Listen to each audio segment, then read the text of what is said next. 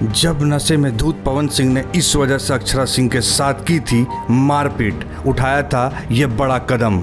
भोजपुरी फिल्मों के सुपरस्टार पवन सिंह और अक्षरा सिंह की जोड़ी पसंदीदा जोड़ियों में से एक है।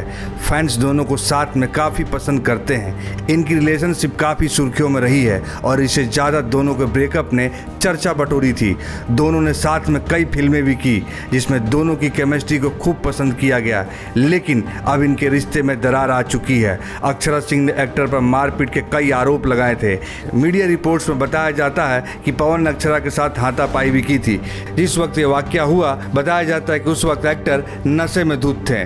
हालांकि अक्षरा सिंह भले ही पवन सिंह से अलग हो गई हो, लेकिन शुरुआती दिनों में उनके लिए इस रिलेशनशिप से निकलना आसान नहीं था। ब्रेकअप के बाद एक्ट्रेस इंस्टाग्राम पर लाइव आई थी। इस दौरान उन्होंने ही बताया था कि मुश्किल दिनों में उनका किसने साथ दिया था। अक्षरा सिंह ने कहा था मनोज मतलबी और घुंघरू अंकल उनके बेहद करीब हैं। उन्होंने उनका मुश्किल समय में साथ दिया। उन्होंने इनका शुक्रिया अदा करते हुए कहा था कि ये लोग उनका सपोर्ट किया करते हैं और बहुत कुछ सिखाया करते हैं। जब भी वो नर्वस होती है तो वो उन्हें चीयर करते हैं। ये लोग उनके बेहद करीब हैं।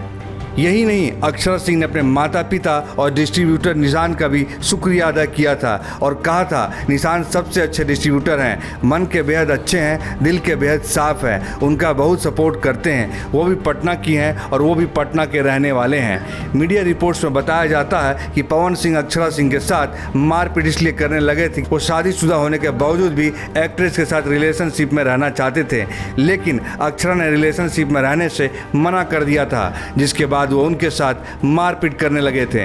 रिपोर्ट्स में बताया ये भी जाता है कि पवन सिंह ने पहली पत्नी के साथ सुसाइड के बाद जब दूसरी ज्योति सिंह से शादी की थी तो उसके बारे में भी अक्षरा को नहीं बताया था। उन्होंने शादी उनसे चोरी छुपे की थी।